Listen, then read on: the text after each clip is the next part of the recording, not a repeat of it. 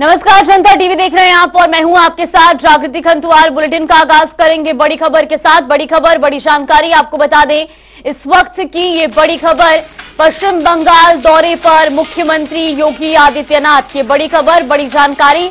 पश्चिम बंगाल में वो कई चुनावी जनसभाओं को संबोधित करेंगे। एनडीए प्रत्याशी के समर्थन में करेंगे प्रचार। ये बड़ी खबर, बड़ी जानकारी आपको बता रही, जहां मुख्यमंत्री योगी आदित्यनाथ पश्चिम बंगाल दौरे पर रहेंगे और इस दौरान वो एनडीए प्रत्याशी के समर्थन में प्रचार प्रसार करेंगे। कई चुनावी जनसभाओं को संबोधित भी करेंगे मुख्यमंत्री योगी आदित्यनाथ। इस वक्त की ये बड़ी खबर, बड़ी जानकारी। लगातार लोकसभा चुनाव के मद्देनजर मुख्यमंत्री योगी आदित्यनाथ बतौर स्टार प्रचारक अलग अलग राज्यों में भी प्रचार प्रसार करने के लिए पहुंच रहे हैं और इसी सिलसिले में वो पश्चिम बंगाल पहुंचेंगे। इसी खबर पर ज्यादा जानकारी के साथ हमारे सहयोगी अनूप कुमार सिंह हमारे साथ जुड़े। अनूप, सबसे पहले आपसे जानना चाहेंगे, मुख्यमंत्री योगी आदित्यनाथ पश्चिम बंगाल दौरे पर रहेंगे, फिलहाल क्या कुछ जानकारी? और देखिए, उत्तर प्रदेश के मुख्यमंत्री आज पश्चिम बंगाल के दौरे पर हैं और जब भी कभी चुनाव होता है उत्तर प्रदेश के बाहरी राज्यों में भी उस समय मुख्यमंत्री को भारतीय जनता पार्टी स्टार प्रचारक के रूप में अन्य प्रदेशों में भेजती है और उसका भारतीय जनता पार्टी को फायदा भी मिलता है। वो चाहे बिहार का चुनाव हो या उत्तर प्रदेश के साथ साथ पश्चिम बंगाल, झारखंड या फिर मध्य प्रदेश, राजस्थान, ऐसे तमाम जो प्रदेश हैं भारत में, उनमें मुख्यमंत्री योगी आदित्यनाथ को भेजने का उसका लाभ मिलना। और उस सबसे देखने वाली बात ये होती है कि मुख्यमंत्री जब जनसभा करते हैं उस समय बाहरी प्रदेशों के भी लोग उनको सुनने के लिए, उनको देखने के लिए हुजूम उमड़ता है और वो हुजूम जो है वोटरों में भी तब्दील होता है। तो कुल मिला के आज मुख्यमंत्री योगी आदित्यनाथ का पश्चिम बंगाल में 3 जगह दौरे वहां पर हैं, 3 जगह जनसभाएं करेंगे। पश्चिम बंगाल चूंकि ममता बनर्जी वहां की मुख्यमंत्री है और वहां पर देखा भी है, जब पिछली बार भी जब मुख्यमंत्री वहां पर गए हैं तो वो दिशा और दशा दोनों बदली है। भारतीय जनता पार्टी को मजबूती भी मिली है और लगातार वहां पर एक भारतीय जनता पार्टी की लोकप्रियता भी बढ़ रही है। कुल मिला के यही वजह है कि मुख्यमंत्री योगी आदित्यनाथ आज पश्चिम बंगाल में 3 जगह पे जनसभाएं करेंगे और देखने वाली बात ये होगी कि जो भीड़ मुख्यमंत्री की योगी आदित्यनाथ की जनसभा में इकट्ठा होगी वो वोटर में तब्दील हो पाती या नहीं, फिलहाल लोकसभा चुनाव परिणाम ही बताएगा। बिल्कुल, बहुत बहुत धन्यवाद अनूप आपका हमारे साथ जुड़ने के लिए, तमाम जानकारी हम तक पहुंचाने के लिए। बड़ी खबर आपको बता रही, जहां पश्चिम बंगाल दौरे पर रहेंगे मुख्यमंत्री योगी आदित्यनाथ, एनडीए प्रत्याशी के समर्थन में प्रचार प्रसार करेंगे।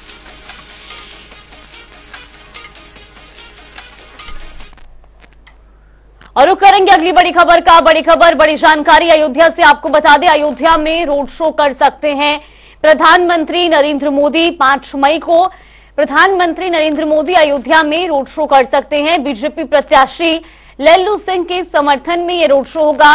चुनाव कोर कमेटी ने इस पर तैयारियां भी शुरू कर दी हैं। तो वहीं आपको बता दें कि 5 मई को ये रोड शो संभावित है। ये बड़ी खबर, बड़ी जानकारी आपको बता रही, जहां अयोध्या में 5 मई को प्रधानमंत्री नरेंद्र मोदी बीजेपी प्रत्याशी लल्लू सिंह के समर्थन में रोड शो कर सकते हैं। इस वक्त की ये बड़ी खबर, बड़ी जानकारी। तो लोकसभा चुनाव के मद्देनजर जहां भारतीय जनता पार्टी का ताबड़तोड़ प्रचार प्रसार जारी है और अब इसी सिलसिले में बतौर स्टार प्रचारक प्रधानमंत्री नरेंद्र मोदी भी अलग अलग क्षेत्रों में प्रचार प्रसार करने के लिए पहुंच रहे हैं। 5 मई को अयोध्या में प्रधानमंत्री नरेंद्र मोदी रोड शो कर सकते हैं। आपको बता दें कि अयोध्या से बीजेपी प्रत्याशी लल्लू सिंह के समर्थन में रोड शो कर सकते हैं पीएम। और रुक करेंगे बड़ी खबर का, रायबरेली से बड़ी खबर। 5वें चरण के नामांकन के 3 दिन शेष बचे हैं। ये बड़ी खबर, बड़ी जानकारी। भारतीय जनता पार्टी और कांग्रेस ने अभी तक रायबरेली में प्रत्याशी के नाम का ऐलान नहीं किया है। कार्यकर्ताओं में जहां एक तरफ उथल पुथल की स्थिति देखने को मिल रही है, तो वहीं कांग्रेस आज अपना प्रत्याशी घोषित कर सकती है। सूत्रों के हवाले से जानकारी सामने आ रही है। 26 अप्रैल से चल रही है नामांकन की प्रक्रिया और 20 मई को रायबरेली में मतदान होना है। महज 3 दिन शेष हैं नामांकन के लिए और ऐसे में आपको बता दें कि 5वें चरण के रण में जहां रायबरेली की सीट पर मतदान होना है, लेकिन अभी तक भारतीय जनता पार्टी और कांग्रेस ने अपने कैंडिडेट घोषित नहीं किए हैं। कार्यकर्ताओं में भी उहापों की स्थिति देखने को मिल रही है। तो वही सूत्रों के हवाले से ये जानकारी भी सामने आ रही है कि कांग्रेस आज अपने प्रत्याशी के नाम का ऐलान कर सकती है। हालांकि इस सीट पर 26 अप्रैल से नामांकन की प्रक्रिया शुरू हो चुकी है, लेकिन 5वें चरण के नामांकन के लिए महज 3 दिन शेष बचे हैं और ऐसे में अभी तक रायबरेली सीट पर ना ही भारतीय जनता पार्टी और ना ही कांग्रेस की ओर से प्रत्याशी के नाम का ऐलान हुआ है। हालांकि आपको बता दें कि रायबरेली सीट कांग्रेस का गढ़ मानी जाती है और ऐसे में उम्मीद ये जताई जा रही है कि गांधी परिवार से ही कोई चेहरा सामने आ सकता है कांग्रेस के प्रत्याशी के रूप में। और ऐसे में अभी तक भारतीय जनता पार्टी की ओर से भी प्रत्याशी के नाम का ऐलान नहीं किया गया है और महज 3 दिन का समय शेष है नामांकन दाखिल करने के लिए। इसके अलावा आपको बता दें कि 20 मई को रायबरेली सीट पर मतदान होना है। 26 अप्रैल से इस सीट के लिए नामांकन की प्रक्रिया भी शुरू हो चुकी है। 5वें चरण में रायबरेली सीट पर मतदान होगा, लेकिन अभी तक भारतीय जनता पार्टी और कांग्रेस दोनों ही राष्ट्रीय पार्टियों की ओर से अभी तक प्रत्याशियों के नाम का ऐलान नहीं किया गया है। संभावना है कि आज कांग्रेस अपने प्रत्याशी के नाम का ऐलान कर सकती है, जिसके बाद उम्मीद ये जताई जा रही है कि भारतीय जनता पार्टी भी अगले 2 दिनों में अपने प्रत्याशियों के नाम का ऐलान कर सकती है। ये बड़ी खबर, बड़ी जानकारी आपको बता रहे जहां रायबरेली सीट पर लगातार सस्पेंस बरकरार है। 26 अप्रैल से नामांकन की प्रक्रिया शुरू हो चुकी है, लेकिन अभी तक दोनों ही राष्ट्रीय दलों की ओर से प्रत्याशियों के नाम का ऐलान नहीं किया गया है। तो ऐसी खबर पर हमारे साथ भारतीय जनता पार्टी से संजय चौधरी जी और कांग्रेस से अंशु अवस्थी जी जुड़ गई हैं। बहुत बहुत स्वागत है आपका जनता टीवी पर। अंशु अवस्थी जी, सबसे पहले आपसे जानना चाहेंगे, लगातार सस्पेंस बरकरार है। रायबरेली सीट जहां कांग्रेस का गढ़ माना जाता है, लेकिन अभी तक उम्मीदवार के नाम का ऐलान नहीं किया गया।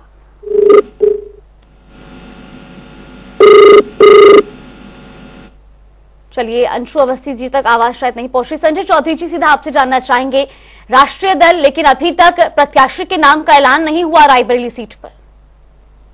देखिए, रायबरेली कांग्रेस की सिटिंग सीट है और कांग्रेस की सबसे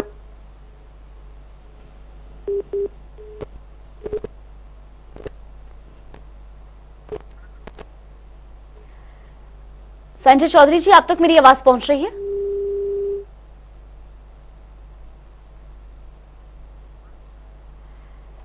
अंशु अवस्थी जी, आप तक मेरी आवाज पहुंच रही है?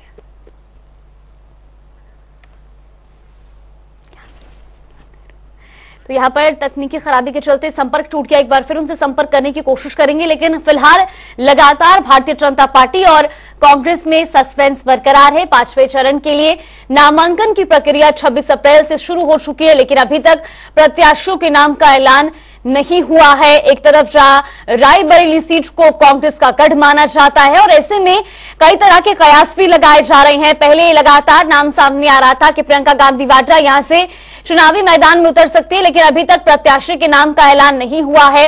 कयास ये भी लगाए जा रहे हैं कि गांधी परिवार का ही कोई चेहरा रायबरेली सीट से कांग्रेस का प्रत्याशी हो सकता है। आपका लगातार बड़ी खबर आपको बता रही, जहां रायबरेली सीट पर भारतीय जनता पार्टी और कांग्रेस की ओर से अभी तक उम्मीदवार के नाम का ऐलान नहीं हुआ है। 5वें चरण में रायबरेली सीट में 20 मई को मतदान होना है। 26 अप्रैल से नामांकन की प्रक्रिया भी शुरू हो चुकी है। महज 3 दिन का समय शेष है नामांकन दाखिल करने के लिए और ऐसे में अभी तक दोनों ही राष्ट्रीय दलों की ओर से प्रत्याशियों के नाम का ऐलान नहीं किया गया है। हालांकि इस बीच जहां रायबरेली सीट जो कि कांग्रेस का गढ़ मानी जाती है, वहां से उम्मीद ये जताई जा रही है कि गांधी परिवार से ही कोई चेहरा हो सकता है, लेकिन अभी तक प्रत्याशी के नाम का ऐलान नहीं हुआ है। इसी खबर पर हमारे साथ भारतीय जनता पार्टी के प्रवक्ता संजय चौधरी जी जुड़ गए हैं। बहुत बहुत स्वागत है आपका जनता टीवी पर। संजय जी, रायबरेली सीट पर 20 मई को मतदान होना है। 3 दिन का समय शेष है नामांकन के लिए, लेकिन अभी तक आपने उम्मीदवार के नाम का ऐलान नहीं किया। देखिए, भारतीय जनता पार्टी की चुनाव की तैयारियां सारी चल रही है और मोदी के नाम पर, कमल के निशान पर भारतीय जनता पार्टी चुनाव मैदान में उतरी हुई है। ये सीट कांग्रेस की सिटिंग सीट है। उनकी सबसे बड़ी नेता सोनिया गांधी जी यहाँ से पिछले 2019 के चुनाव में जीती थी। जीतने के बाद एक बार भी रायबरेली वो नहीं पहुंची और मुझे लगता है कि इसी कारण वो अब रायबरेली से चुनाव नहीं लड़ेंगी और वो राज्यसभा में पहुंच गई हैं। कांग्रेस का प्रत्याशी ही अपनी सीट छोड़कर यहां से गया है और मुझे लगता है कि वो जैसे ही सीट पर ऐलान करेंगे, भारतीय जनता पार्टी के भी प्रत्याशी का ऐलान हो जाएगा। भारतीय जनता पार्टी की सारी तैयारी पूरी है। जैसे मैंने पहले कहा कि मोदी का नाम, कमल का निशान, और हमारे कार्यकर्ताओं का जिस प्रकार से चुनाव कार्यालय का उद्घाटन हो चुका है, जगह जगह भारतीय जनता पार्टी का चुनाव अभियान चल रहा है। अभी कल ही हमें जानकारी मिली है कि लगभग 84 जगहों पर भारतीय जनता पार्टी की जो नुक्कड़ मीटिंग्स हैं वो हो चुकी हैं। संगठन पूरी तरह से तैयार है और मुझको लगता है कि जैसे ही कांग्रेस की छोड़ी हुई सीट पर कांग्रेस का प्रत्याशी और कहीं से भागकर यहां आएगा, भारतीय जनता पार्टी अपने प्रत्याशी का ऐलान करेगी और इस बार कांग्रेस की इस बची खुची रायबरेली की जमीन पर भी भारतीय जनता पार्टी का चुनाव निशान जीतेगा और भारतीय जनता पार्टी 80 की 80 लोकसभा सीट को उत्तर प्रदेश में जीतकर निश्चित रूप से तीसरी बार मोदी जी को प्रधानमंत्री बनाएगा। आप कह रहे हैं कि रायबरेली सीट पर इस बार जो है कांग्रेस का किला फेंकेंगे। हालांकि उनकी ये जो है अपनी सीट मानी जाती है, लेकिन अब कांग्रेस के उम्मीदवार के नाम के ऐलान के बाद अब अपने प्रत्याशी के नाम का ऐलान करेंगे, तो कहीं ना कहीं इस इंतजार में है कि पहले कांग्रेस की तरफ से कौन चेहरा होता है, उसके बाद भारतीय जनता पार्टी के चेहरे का ऐलान किया जाए। क्योंकि निश्चित रूप से कांग्रेस इस मैदान को छोड़कर भागी है। कांग्रेस का प्रत्याशी जो यहां का सिटिंग एमपी था वो जनता के बीच में नहीं गया और इसीलिए मुझको लगता है कि जनता की आंखों में आंखें डालकर दोबारा वोट उनसे मांगने का उसने अधिकार खो दिया है। तो कांग्रेस इस सीट पर पलायन की मुद्रा में है और भारतीय जनता पार्टी जैसे ही उनके साथ प्रत्याशी का ऐलान होगा, निश्चित रूप से भारतीय जनता पार्टी का प्रत्याशी सामने आएगा। मोदी का नाम, कमल का निशान और एक बार फिर से इस सीट को भी भारतीय जनता पार्टी जीतकर दिखाएगी। बिल्कुल, लेकिन संजय चौधरी जी, वहां से जो कांग्रेस पार्टी के कार्यकर्ता हैं या जो इंडिया गठबंधन के जो कार्यकर्ता है, क्योंकि अब मिलकर समाजवादी पार्टी और कांग्रेस चुनावी मैदान में है, तो वो कहते हैं कि अगर गांधी परिवार का चेहरा होगा तो कुल मिलाकर के यहाँ पर कांग्रेस की जीत तय है। देखिए, ऐसे ही अमेठी में कहा करते थे, ऐसे ही रायबरेली में कहा करते। आप ही ने देखा ना कि इन्हीं के गठबंधन के विधायक राज्यसभा के चुनाव में भारतीय जनता पार्टी को वोट दे रहे हैं। तो बचा कुचा आधार भी रायबरेली में इस गठबंधन का समाप्त हो गया और इसमें कोई संशय की बात नहीं है, कहीं कोई एक भी प्रतिशत लोगों में मतभिन्नता नहीं है। इस बार रायबरेली के इस किले को, जिसे इंडी गठबंधन अपना किला कहता है, भारतीय जनता पार्टी अपना परचम लहराएगी। ठीक, हमारे साथ कांग्रेस प्रवक्ता राज शर्मा जी भी जुड़ गए। बहुत बहुत स्वागत है आपका जनता टीवी पर। राज शर्मा जी, महज 3 दिन बचे हैं नामांकन दाखिल करने की, लेकिन अभी तक रायबरेली सीट से प्रत्याशी के नाम का ऐलान नहीं हुआ। नहीं, ऐसा नहीं है। जो कयास लगा रहे जा रहे हैं, जैसे टाइम मीडिया कयास लगाए और जैसे वहां की जनता लगा रही है, यकीनन मानिए कि होगा वही। और अभी 3 दिन बहुत होते हैं, पहले भी इतिहास रहा है। राजीव गांधी जी ने भी लास्ट दिन ही नॉमिनेशन किया था और लास्ट दिन उनका टिकट हुआ था। तो ये छोटी सी बात है। और अब अभी पत्रकार महोदय या जो भी बोल रहे थे, इस बात को बात मान लीजिए कि बीजेपी वहां पे कहीं पे नहीं जीत पाएगी। अमेठी में स्मृति ईरानी जी की हार लिख चुकी है और ये सब एकदम अपने यहाँ जो एक आपा माइंड का जो बैलेंस है वो खो चुके हैं और इनकी रायबरेली अमेठी ही नहीं बल्कि उत्तर प्रदेश में भी ये कम से कम 30 से 40 सीटों के नुकसान पे रहेंगे। राज शर्मा जी, लेकिन भारतीय जनता पार्टी कहती है यही मानसिकता आपकी अमेठी सीट के लिए थी कि अमेठी कांग्रेस का गढ़ है, वहां पर भी बीजेपी ने अपना परचम लहराया और अब यही हाल रायबरेली में भी देखने को मिलेगा, वहां पर भी भारतीय जनता पार्टी का परचम लहराएंगे। देखिए, भारतीय जनता पार्टी के नेता शायद ये अपने पूर्ववर्ती नेताओं के बारों को भूल जाते हैं कि उनके नेताओं ने सदन पे क्या बयान दिया और इनके जो सर्वोच्च नेता अटल बिहारी वाजपेयी साहब भी हार गए थे। कभी कभी हार जाता है नेता, कोई फर्क नहीं पड़ता, लेकिन अमेठी और रायबरेली नहीं, मैं कहता हूँ पूरा हिंदुस्तान राहुल गांधी, प्रियंका गांधी और सोनिया गांधी जी को प्यार करता है, क्योंकि देश की जनता को इस बात से मुतमईन है कि जो इनके पूर्वजों ने करा। देखिए, किसी बलिदान देना और किसी की जान जाना बड़ा अंतर हो जाता था। ये बीजेपी वाले नहीं जानेंगे, ये लोग नकली लोग हैं। और एक मैं बता दूं आपको, ये लोग जो राम का नाम लेते हैं ये दिल से नहीं लेते हैं, ये दिमाग से लेते हैं। और राम का नाम सनातन धर्म में दिल से लिया जाता है और ये लोग तो दिमाग से लेते हैं। तो इसलिए अब जनता समझ चुकी है और अब इन्हें हारेगी, क्योंकि इनके लिए 10 साल बहुत हो गए था। ठीक, संजय चौधरी जी। देखिए, यही है ना कि न दिल काम कर रहा है और न दिमाग काम कर रहा है। इसीलिए जो हार गए हैं, जो कहीं से लड़ रहे थे, लड़ने के बाद वायनाड में भी जिनको लग रहा है कि वहां से भी हार जाएंगे, वहां से भी भागेंगे। ये तो देखिए भागने वाले लोग हैं मैदान से। क्यों सोनिया गांधी जी रायबरेली में अपनी सुरक्षित सीट छोड़कर राजस्थान चली गई? क्यों अब अमेठी के शहजादे अमेठी छोड़कर वायनाड चले गए? देखिए ये जनता के बीच में नहीं रहते, जनता की सेवा नहीं। पहले तो भारतीय जनता पार्टी के नेताओं को तमीज से बोलने की आदत चाहिए। ये जो बदतमीजी से बोलते हैं, इससे भी देश की जनता में बड़ा आक्रोश है।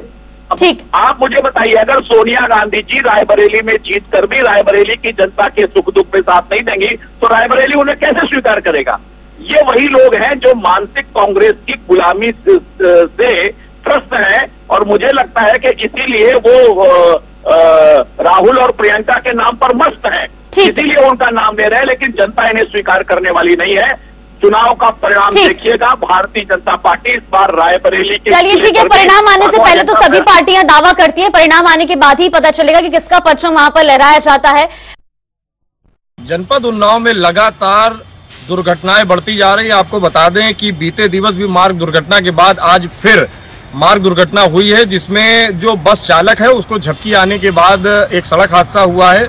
बस जो है वो सीधे पेड़ से जाके टकरा गई है, जिसमें 9 लोग करीब घायल हुए हैं, जिसमें से 2 लोग जो है वो गंभीर रूप से घायल होने के बाद उनको जिला अस्पताल रेफर किया गया है। जो पूरा मामला है, जो ये सड़क दुर्घटना हुई है, वो थाना F84 के मंगली खेड़ा गाँव में हुई है। मैं जनता टीवी चैनल के लिए चैतन्य त्रिपाठी, उन्नाव। संगम नगरी प्रयागराज में अक्सर लोग ऐसा कर जाते हैं रील बनाने के लिए, जिससे कि कहीं ना कहीं कुछ घटना भी हो सकती है और दुर्घटना भी हो सकती है। मगर सबसे बड़ी बात है कि ये कोई पहली बार नहीं है। ये सुमित नाम का युवक अपने इंस्टाग्राम पर रील बनाने के लिए कई बार असलहों का प्रदर्शन भी कर चुका है और जब इस पर कार्रवाई हुई तो वीडियो डिलीट कर दिया। फिलहाल अब एक और वीडियो सामने आया है, जिसमें अपने साथी को टेप से बांधकर गाड़ी से लटकाकर दरवाजे पर ये गाड़ी चलाता नजर आया, स्टंट करते नजर आया है। और साथ ही इसका एक और वीडियो है जिसमें बाइक में इसके स्टंट के लिए आग लगा दी है, मगर पुलिस ने इस पूरे मामले में मामला दर्ज कर लिया है, मगर इस पर कार्रवाई का कोई खास प्रावधान न होने के कारण इसी मुचलके पर युवक को छोड़ दिया है।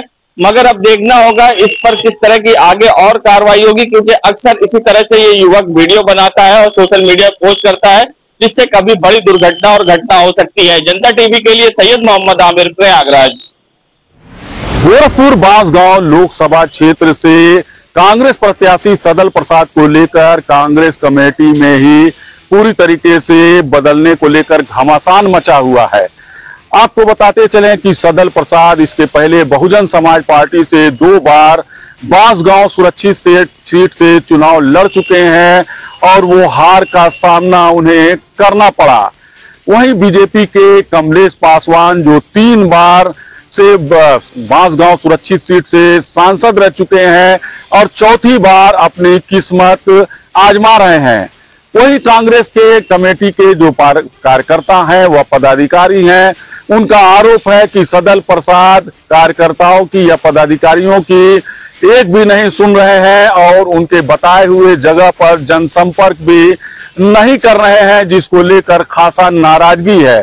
इसको लेकर कौड़ी राम में एक बैठक की गई और बैठक के बाद निर्णय लिया गया कि शीर्ष नेतृत्व को पत्र लिखा जाएगा और पत्र में बाकायदे इनको बदलने की मांग की जाएगी। वहीं कौड़ी राम चौराहे पे आपको बताते चलें कि कांग्रेस के परिवार के जो शीर्ष नेतृत्व हैं उनके नजदीकी कमल किशोर कमांडो की तमाम पोस्टर लगी हुई है। बताया जाता है कि ये कांग्रेस के जो नाराज कार्यकर्ता हैं उन्होंने ही पार्टी को वहां पे बाकायदे उनका पोस्टर लगाया हुआ है और बाकायदे जो है कमल किशोर कमांडो को प्रत्याशी बनाए जाने की मांग कर रहे हैं। फिलहाल लगातार पार्टी में घमासान मचा हुआ है।